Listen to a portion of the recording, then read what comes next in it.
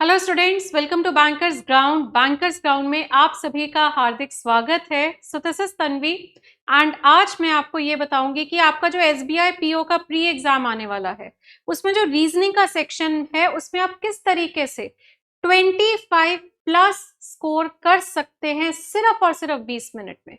तो चलिए पहले मैं आपको आपका पैटर्न बता देती हूँ और फिर उस हिसाब से मैं आपको स्ट्रैटेजी दूंगी कि किस स्ट्रैटेजी को फॉलो करने से आप जो है अपने पेपर में 25 से भी ज्यादा स्कोर कर सकते हो। रीजनिंग का सेक्शन जिसकी वेटेज है 30 मार्क्स की। ओके, तो चलिए देखिए, सबसे पहले तो आपकी एग्जाम डेट्स है 2 अगस्त, 4 अगस्त एंड 5 अगस्त। ये 3 डेट्स पे आपका एग्जाम होगा। कॉल लेटर आ चुके हैं। आई होप आप सभी ने कॉल लेटर्स को डाउनलोड कर लिया होगा। और आपका जो एग्जाम पैटर्न है प्रीलिम्स का, तो जो एग्जाम आपका इन डेट्स पे होना है, ओके, प्रीलिम्स का एग्जाम पैटर्न में आपके 3 सब्जेक्ट्स कवर्ड है, reasoning, maths and English. And 100 marks का पेपर है, 100 क्वेश्चंस एंड 100 मार्क्स, ठीक है। एंड आपका यहाँ पे रीजनिंग के 30 क्वेश्चंस है, मैथ्स के भी 30 क्वेश्चंस है और इंग्लिश के 40 क्वेश्चंस है। और एक सवाल 1 नंबर का है, तो यानी 40 सवाल 40 नंबर, 30 सवाल 30 नंबर और 30 सवाल ही 30 नंबर, आपका ये टोटल पैटर्न है। अच्छा, अब टाइम आपको बराबर मिल रहा है तीनों सेक्शन में, चाहे आपके किसी में 30 सवाल है या चाहे आपके किसी में 40 सवाल है, आपको बराबर 20 मिनट का समय मिलेगा हर सेक्शन के लिए। यानी ओवरऑल 1 घंटे का पेपर होगा। 100 सवाल आपसे पूछे जाएंगे। अब देखो, अगर आप एक क्वेश्चन को 1 मिनट में भी करते हो तो ये तो सिर्फ 60 क्वेश्चन कर पाए आप 60 मिनट में। तो ऐसा अगर करोगे तो पेपर क्लियर नहीं होता भाई। पेपर क्लियर करना है ना तो 1 मिनट से भी कम समय आपको लगाना पड़ेगा पर क्वेश्चन। और वो आप किस तरीके से कर सकते हो ये जानिए। देखिए, अब आपका जो रीजनिंग का पार्ट है, मैं आपसे इस समय जो डिस्कशन कर रही हूँ वो रीजनिंग के पार्ट के रिगार्डिंग कर रही हूँ कि हम किस तरीके से 25 प्लस स्कोर कर सकते हैं आउट ऑफ 30। तो देखिए, आपका जो रीजनिंग का 30 क्वेश्चंस है, इसमें मेजरली आपको क्या मिलेगा? मेजरली आपको मिलेगा यहाँ पे पजल एंड सिटिंग। देखो, इस पैटर्न से ऑलरेडी एक पेपर कंडक्ट हो चुका है, जैसा कि ये नोटिफिकेशन आपकी 6-7 महीने बाद ही आई थी। तो इस पैटर्न से ऑलरेडी एक पेपर कंडक्टेड है, ओके।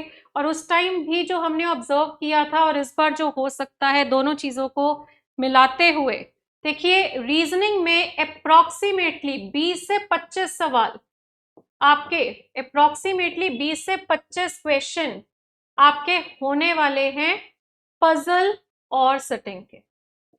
तो बच्चे, एक तरह से ना आप ये सोचो कि आपका जो सिलेबस है ना वो है ही पजल और सिटिंग, ठीक है। अब बाकी के आपके जो 5 से 8 सवाल हैं या आपके 10 सवाल भी हो सकते हैं, क्योंकि आपके एक ही दिन पे अलग अलग शिफ्ट्स में पेपर होता है। तो किसी शिफ्ट में वो क्या कर रहे थे कि 25 सवाल डाल रहे थे पजल्स के, किसी में 22 सवाल थे, किसी में 23 सवाल थे, किसी में 20 सवाल, किसी में 24 सवाल। समझ रहे मेरी बात? तो वो एक रेंज है 20 से 25 की।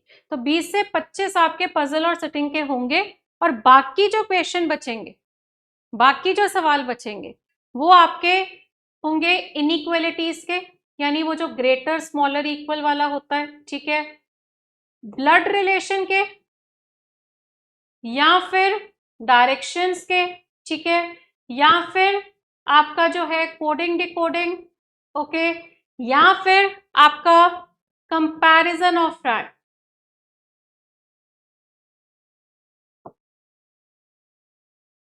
और इसके अलावा हो सकती है अल्फाबेट्स की पजल, अल्फा न्यूमेरिक पजल, जो 1 नंबर का क्वेश्चन आता है।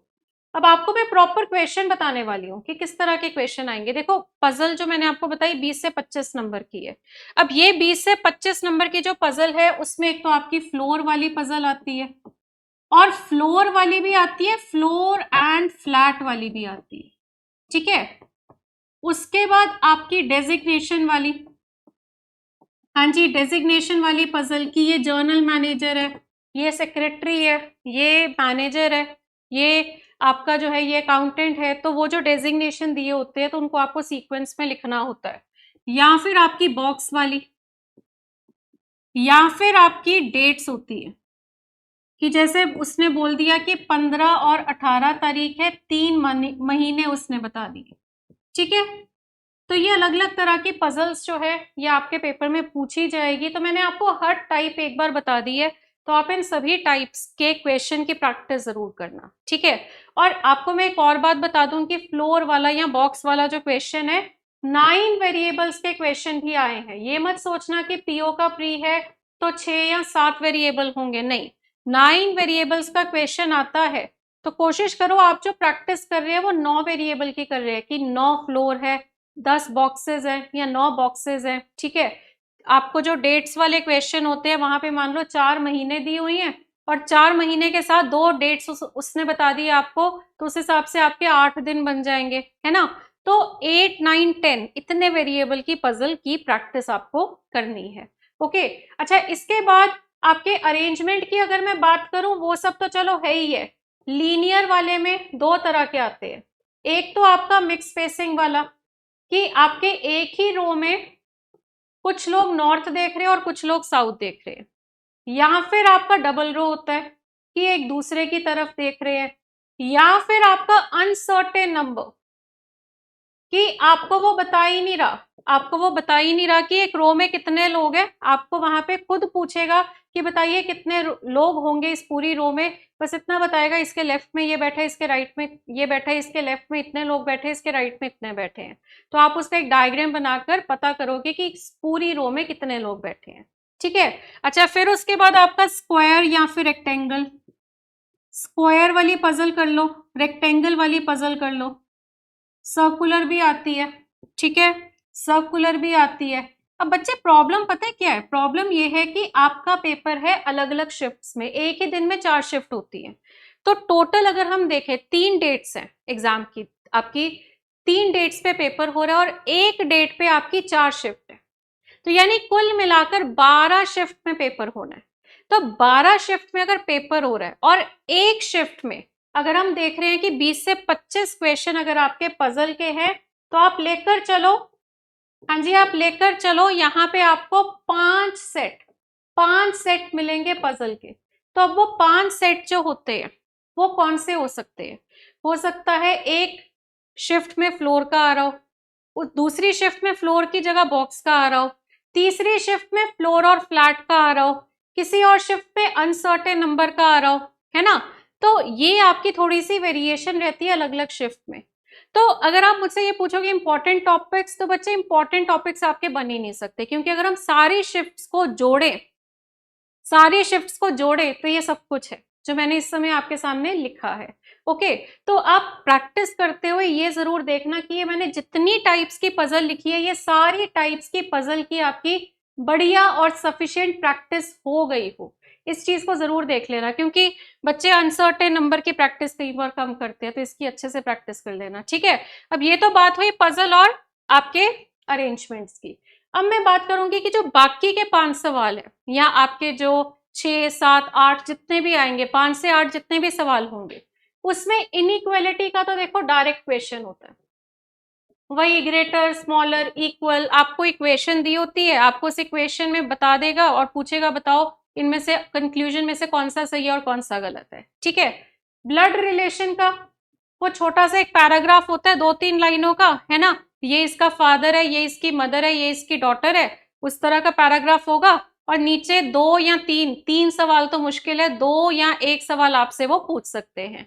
डायरेक्शन का भी इसी तरीके से, आपको मान लो वो बोल रहा है कि 9 घर हैं, ये वाला घर इसके नॉर्थ में इतने किलोमीटर पे है, ये वाला घर इसके साउथ में इतने किलोमीटर में है, तो आप पूरा एक डायग्राम बना लेते हो।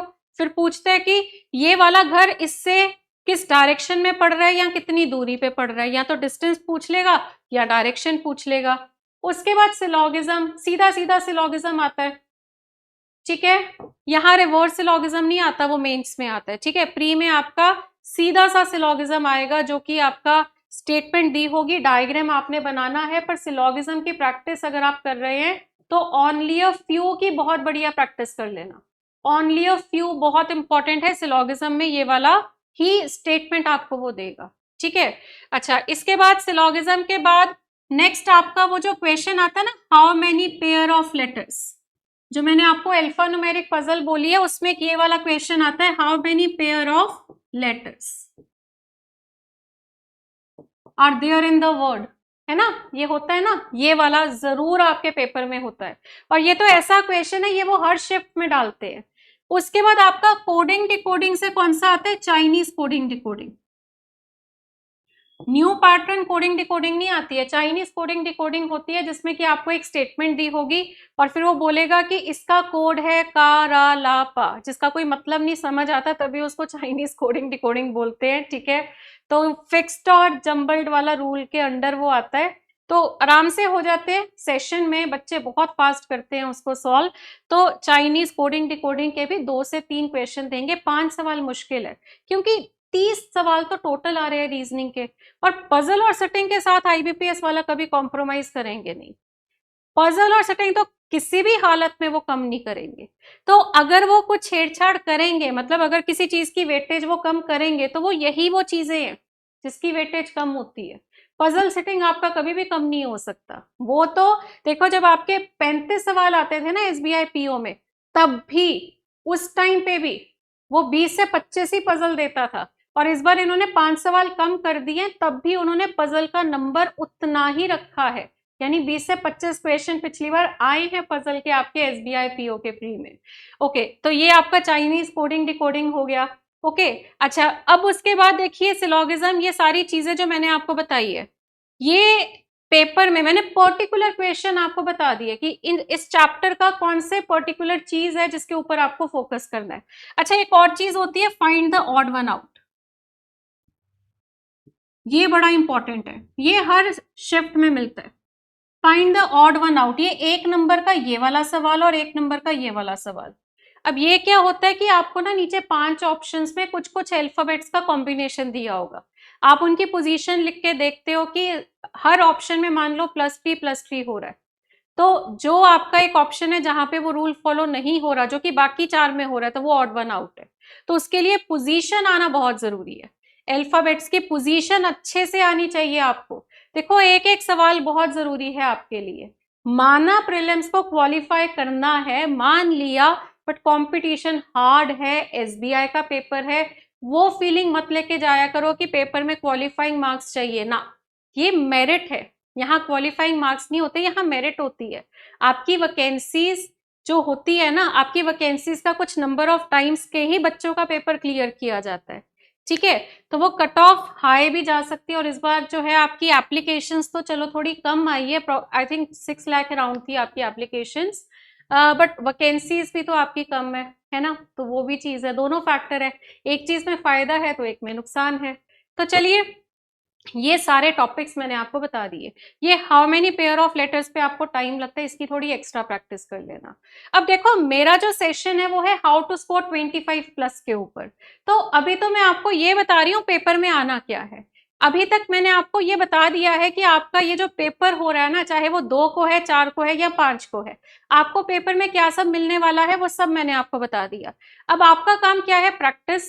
ये हर टाइप एक बार चेक करो, आपने ये जितनी भी चीजें मैंने अभी आपको बताई है, क्या इन सारी चीजों की आपने अच्छे से प्रैक्टिस करी है। अगर आपको लग रहा है कोई भी चीज, जैसे ओनली अ फ्यू की ज्यादा प्रैक्टिस नहीं करी, या फिर ये find the odd one out की ज्यादा प्रैक्टिस नहीं करी, या फिर आपने हाउ मेनी पेयर की ज्यादा प्रैक्टिस नहीं करी, तो जो भी चीज आपको लग रहा है कि आपने अभी तक उसकी अच्छे से प्रैक्टिस नहीं करी है, तो वो जल्दी से कर लो, ठीक है। अब बात करते हैं कि पेपर को अटेम्प्ट कैसे करें, ताकि हमारा जो है वो 25 से ज्यादा स्कोर बन जाए आउट ऑफ 30 मार्क्स। बच्चे, टाइम है 20 मिनट, भाग नहीं सकते, 20 मिनट का टाइम। आपकी एक पजल, अगर मैं देखूं, आपकी एक पजल बराबर है 5 सवाल के, क्योंकि एक पैराग्राफ होता है और नीचे 4 से 5 सवाल उसने आपको दिए हैं। आप एक पैराग्राफ को सॉल्व करोगे तो आपके 5 नंबर आ रहे हैं, ना कि 1 नंबर। पहले तो ये बात सुन लो, बच्चे सोचते हैं कि पजल को सॉल्व करने में टाइम बहुत लगता है, बट उसको सॉल्व कर रहे हो तो सीधे 5 नंबर निकल रहे हैं आपके, ठीक है। तो पजल यानी 5 सवाल, और अगर 25 क्वेश्चन भी आते हैं मैक्सिमम, जो कि 25 क्वेश्चन ही आ सकते हैं पजल के, तो यानी कि आपके 5 सेट, एक पजल 5 क्वेश्चन की होती है, ठीक है। तो 5 sets of puzzle, 5 sets of puzzle जो है तो वो आपके 25 क्वेश्चन बनेंगे। तो अगर 5 सेट है तो हमें 1 सेट को कितना टाइम देना चाहिए? हाँ जी, एक सेट को हमें कितना टाइम देना चाहिए? देखिए आपकी जो एक पजल है, पहले तो डिपेंड करता है क्वेश्चन कैसा है, बहुत आसान है कि नॉर्मल है।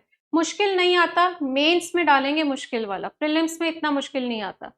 प्रीलिम्स में क्या होता है, आपका पजल का लेवल जो है ना वो बड़ा मॉडरेट होता है। बच्चे पजल का लेवल जो है ना वो आपका मॉडरेट लेवल का होता है।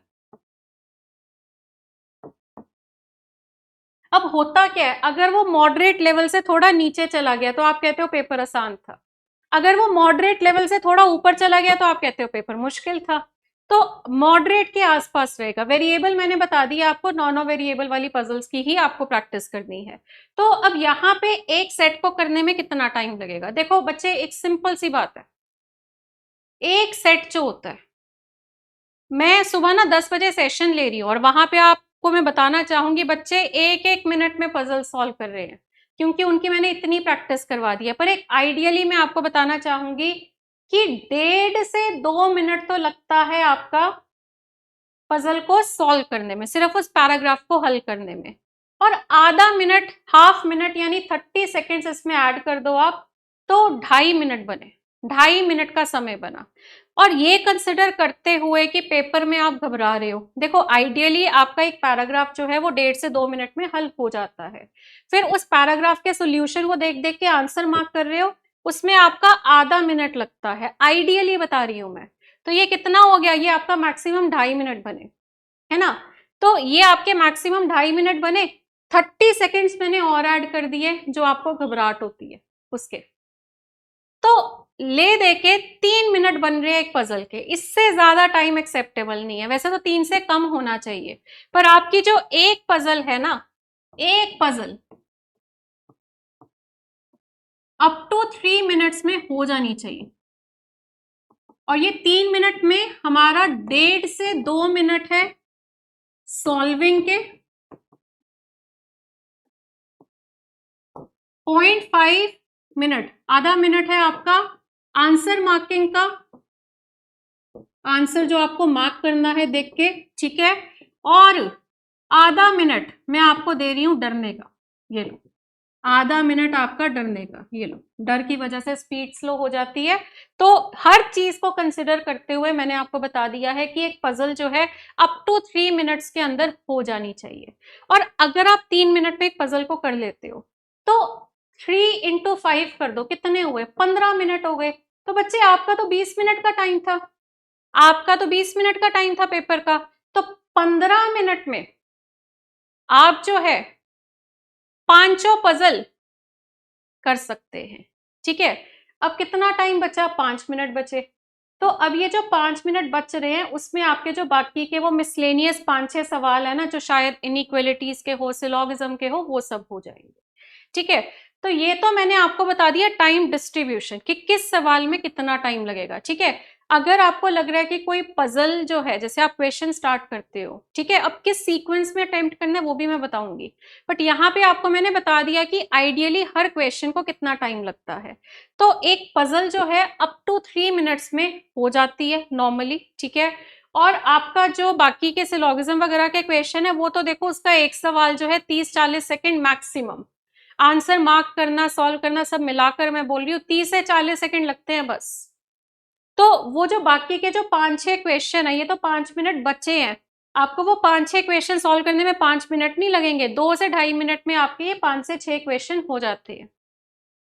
फिर भी 2-2.5 मिनट बच रहे हैं, तो वो 2-2.5 मिनट हम कंसिडर कर लेते हैं किस चीज में, कि कोई पजल में अटक गए या किसी पजल में कोई लेवल बहुत हाई था, 3 मिनट से ज्यादा लग गए, तो ये कंसिडर करते हुए आपके 20 मिनट मैंने पूरे कर दिए। तो बच्चे 20 मिनट में मैं आपको वैसे 25 प्लस की बात कर रही थी, मैं तो आपको 30 का 30 अटेम्प्ट बता रही हूँ। 25 प्लस कहने का सिर्फ इतना कारण है कि आपके पूरे पेपर में एक पजल होती है थोड़ी खतरनाक, एक पजल, बाकी मॉडरेट होती है, एक पजल थोड़ी मॉडरेट से ऊपर चली जाती है। तो उस तरह की पजल को करने में हो सकता है आपको 3 से थोड़ा ऊपर टाइम चला जाए, हो सकता है वो सॉल्व ना हो। तो बट ओवरऑल अगर मैं बताऊं कि अगर आप रीजनिंग में 25 का अटेम्प्ट करके आ रहे हो, 25 से ज्यादा का अटेम्प्ट करके आ रहे हो, तो आपका स्कोर अच्छा ही माना जाएगा, वो एक बढ़िया स्कोर माना जाएगा। ओके, सो अब हमें करना क्या होता है, देखो प्रैक्टिस तो आप लोग कर ही रहे हैं, ठीक है, मैं आपको बता देती हूँ। अभी भी टाइम है, सुबह 10 बजे मैं पजल्स और अरेंजमेंट्स की प्रैक्टिस करवा रही हूँ। मॉर्निंग 10 AM पे पजल्स और अरेंजमेंट्स की प्रैक्टिस हो रही है बैंकर्स ग्राउंड पे। तो ये आप लोग जरूर अटेंड किया करो। ओके, वैसे तो आप सब करते हैं, पर जो बच्चे अभी पीछे अगर जो नहीं अटेंड कर रहे थे, मैं उनको भी कहना चाहूंगी कि अभी जो कुछ दिन बचे हैं इसी में ये प्रैक्टिस कर लो, क्योंकि मैं जितने भी क्वेश्चन इस सेशन में लेकर आ रही हूँ ना, वो सारे ट्रेंडिंग क्वेश्चन है। ये जो मैंने अलग अलग टाइप्स आपको बताई है ना, यही इंपॉर्टेंट है, अनसर्टेन नंबर वाला, फ्लोर और फ्लैट वाला। तो मैं ऐसी सी पजल ही लेकर आ रही हूँ इस सेशन में जो कि आपके पेपर में आ सकती है। तो ये सुबह 10 बजे का सेशन जरूर लगाया करो। और पेपर में अब अटेम्प्ट कैसे करना है, देखो आपको मैंने टाइम तो डिस्ट्रीब्यूट करवा दिया कि एक पजल को 3 मिनट लगे, 5 पजल है तो यानी कि 15 मिनट लगे, 5 मिनट बच गए, 5 मिनट में से 2 से 2.5 मिनट आपके लग रहे हैं ये जो मिसलेनियस क्वेश्चन है उनको करने में, फिर भी 2-2.5 मिनट बच रहे हैं जो कि आपके यूटिलाइज हो जाएंगे किसी भयानक वाली पजल में। ठीक है, अब ये तो मैंने आपका पूरा 20 मिनट जो है वो 30 क्वेश्चंस के लिए डिस्ट्रीब्यूट कर दिया है। अब पेपर में क्या करना है, देखो पेपर में ना आपने चॉइस करनी है। देखो यहाँ पे आपके जैसे क्वेश्चन नंबर होते हैं, आपकी स्क्रीन पे इस तरह से ना साइड पे क्वेश्चन नंबर होते हैं। पहले तो कई बच्चों को यही नहीं पता कि आप जरूरी नहीं होता कि नेक्स्ट नेक्स्ट करो। हाँ, जब रीजनिंग का सेक्शन खुला है तो आपका मैथ्स और इंग्लिश का लॉक होगा, ठीक है, 20 मिनट्स के लिए आपका रीजनिंग का सेक्शन ओपन होगा, और वहां पे आपको साइड पे ना इस तरह से क्वेश्चन नंबर दिए होते हैं, ऐसे 35 तक क्वेश्चन नंबर होते हैं। आपका सबसे पहले आता है आपके सामने पहला सवाल, पहला सवाल आपके सामने सबसे पहले आएगा। तो अब पहला क्वेश्चन मान लो पजल का है, और आपको उसको देखकर डिसीजन मेकिंग बहुत क्विक रखनी है। ये नहीं कि पढ़ रहे हो, देख रहे हो, सोच रहे हो कर पाएंगे कि नहीं कर पाएंगे, फिर नहीं होंगे 25 प्लस आपके। ठीक है, आपको ध्यान से देखना है, बट इतना भी ध्यान से नहीं कि टाइम वेस्ट कर रहे हो। तो पहला सवाल मान लीजिए पजल का है, आपको लगा कि ये पजल थोड़ी खतरनाक है, तो आप नेक्स्ट मत करना कि नेक्स्ट करके 2 पे आ रहे हो, नेक्स्ट करके 3 पे आ रहे हो, नेक्स्ट करके 4 पे, नेक्स्ट करके 5 पे ना। आपको भी पता है कि एक पजल का सवाल है तो 4-5 क्वेश्चन तो मिनिमम उसी के है। अगर आप इस पजल को अभी शुरू में नहीं करना चाहते हो ना, तो आप सीधा 6 पे क्लिक करो। अगर ये पजल आपको लग रहा है कि आप कि मतलब जैसे मान लो कई बच्चे कहते हैं कि मैम फ्लोर वाली पजल को लेकर हम कॉन्फिडेंट है, और ये फ्लोर वाली है, तो आप इसको कर दो, साथ ही कर दो। मतलब आप साथ साथ सॉल्व भी कर रहे हो, साथ साथ देख भी रहे हो। करते करते सिलोगिज्म का क्वेश्चन आ गया, सॉल्व कर दो। इनइक्वालिटी का आ गया, सॉल्व कर दो। पजल आ गई, पसंद आ रही है, ठीक है, नहीं आ रही तो फिर इसको छोड़ो। ये जो पसंद आ रही है, नहीं आ रही है और छोड़ने वाला जो काम है, ये आपका ये नहीं कि आप 1-1 मिनट ले रहे हो, ये आपका 5 सेकंड का काम होना चाहिए, not more than 5 seconds. Okay, तो पसंद नहीं आ रही है कि अगर आपको लग रहा है कि आप ये लास्ट में ही करनी चाहिए, तो आप सीधा 5 क्वेश्चन स्किप करेंगे और सीधा 18th पे क्लिक करेंगे। आई बात समझ? तो इस तरह से थोड़ा चूजिंग आपको करनी पड़ेगी क्वेश्चंस की। ओके, अब यहाँ पे आप ये भी नहीं कर सकते कि आप पहले एक एक क्वेश्चन देख लो और फिर डिसाइड करो कि पहले कौन सा करना है। तो आपको चेकआउट भी साथ साथ करना है, क्वेश्चन को सॉल्व भी साथ साथ करना है। तो आप जिस जिस तरीके से टाइम बचा सकते हो वो तो देखो आपको बचाना पड़ेगा। बट ओवरऑल अगर मैं बोलूँ ना, क्योंकि आपकी 25 पजल्स है और अगर आपकी पजल्स और अरेंजमेंट्स की स्पीड अच्छी है, तो ये पैटर्न बहुत फेवरेबल है आपके लिए। क्योंकि अगर आपकी एक पजल सॉल्व हो रही है और आपकी पजल मान लो 1 मिनट में सॉल्व हो रही है, तो बच्चे आपने तो 5 सवाल सॉल्व कर दिए इकट्ठे 2 मिनट के अंदर। समझ रहे मेरी बात? तो अगर आपकी पजल और अरेंजमेंट्स की स्पीड अच्छी हो जाएगी ना, तो आप जो है 30 के 30 भी अटेम्प्ट कर सकते हैं। तो ये सेशन था जिसमें कि मैंने आपको बताया है कि क्या क्या आना है, किस किस तरह के क्वेश्चन की आपको प्रैक्टिस करनी है, एक क्वेश्चन को कितना टाइम देना है, और ओवरऑल 25 प्लस आपने कैसे अटेम्प्ट करना है। तो ये जो मैंने लास्ट में आपको बताया है ना, ये सबसे इंपॉर्टेंट बात है। नहीं तो बच्चे जो है कई क्या करते हैं, पहले क्वेश्चन को रिलीजियसली सॉल्व ही करने लग जाते हैं। ऐसा जरूरी नहीं है कि आपको करना ही है पहला। आपको अगर लग रहा है देख के बड़ा क्वेश्चन है, खतरनाक है, आप उसको स्किप करके सीधा 5 क्वेश्चन स्किप करके अगले पे क्लिक कर दो। और अब आप अगर सोच रहे हो कि पता कैसे लगेगा कौन सा हो गया कौन सा नहीं हो गया, तो आपके जो जो क्वेश्चन सॉल्व हो गया ना वो ग्रीन कलर के हो जाते हैं, और जो आपके अनसॉल्व है वो रेड कलर के हो जाते हैं। तो वो आपको मार्किंग्स दिखेंगी कि आपने कौन सा सॉल्व किया है, कौन सा आपका रहता है। ठीक है, तो वो सब कुछ आपको, वो वाला टाइम वेस्ट आपका नहीं होगा। ठीक है, सो आई होप आप सबको काफी मदद मिली होगी आज के सेशन में। ये जाना होगा कि किस तरह से आपके आने वाले एसबीआई पीओ प्री में आप आउट ऑफ 30 25 प्लस स्कोर कर सकते हैं रीजनिंग के सेक्शन में। ओके, और अब अच्छे से अपनी तैयारी करिए, और सुबह 10 बजे जो मेरा सेशन होता है उसको जरूर अटेंड करिए, क्योंकि उस 10 बजे के सेशन में अभी फिलहाल मैं पजल्स और अरेंजमेंट्स की ही प्रैक्टिस करवा रही हूँ। फोकस चल रहा है आपका आने वाला एसबीआई पीओ और आईबीपीएस पीओ का एग्जाम। तो जितनी भी पजल्स इन आने वाले पेपर्स में आ सकती है वो सुबह 10 बजे के सेशन में कवर होती है, तो जरूर अटेंड करिए। और जो स्ट्रैटेजी बताइए एक बार मॉक टेस्ट में भी अप्लाई करिए, क्योंकि मैं उम्मीद करती हूँ कि आप सब इस समय मॉक टेस्ट जरूर सॉल्व कर रहे हैं, क्योंकि जितनी ज्यादा प्रैक्टिस करोगे उतना फायदा है आपको। जो जो जितना जितना टाइम मिल रहा है कुछ कुछ सॉल्व करने का करते रहिए। पजल सेटिंग की तो नेचुरली थोड़ी ज्यादा प्रैक्टिस करनी पड़ेगी, बट ओवरऑल आपको मैं कहना चाहूंगी कि आप जो है मॉक टेस्ट जरूर करिए, क्योंकि जितने ज्यादा आप मॉक टेस्ट करेंगे उतना ज्यादा आप अपना एनालिसिस कर पाएंगे कि आप कितनी कैपेसिटी है आपकी क्वेश्चन सॉल्व करने की, और वो इम्प्रूव करोगे। और 1 घंटे का पेपर है बच्चे, अभी भी आप जो है, अगर अभी भी आप लोग सीरियस नहीं थे ना मॉक टेस्ट को लेकर, अभी भी टाइम है। अगर आपका पेपर 4 या 5 को है तो आप अभी भी दिन में 2-2 3-3 मॉक टेस्ट कर सकते हो। तैयारी तो कर ही रहे हो ना, प्रिपरेशन तो कर ही रहे हो, ये तो डेफिनेट है। अब 5 दिन पहले तो मैं ये उम्मीद नहीं करूंगी आप सबसे कि आप सबने प्रिपरेशन शुरू नहीं की है, तो थोड़ा सा फोकस कर रही हूं मैं कि ये 5 दिन आपको क्या करना है जिससे कि आपका स्कोर जो है वो बढ़िया हो सके। ओके, सो आई होप आपको आज का सेशन पसंद आया होगा। तो सारी स्ट्रैटेजी जो मैंने बताई है इसको जरूर फॉलो करो, मॉक टेस्ट पे अप्लाई करके देखो, और आप जानोगे कि आपके स्कोर में काफी सुधार आया है। All the best.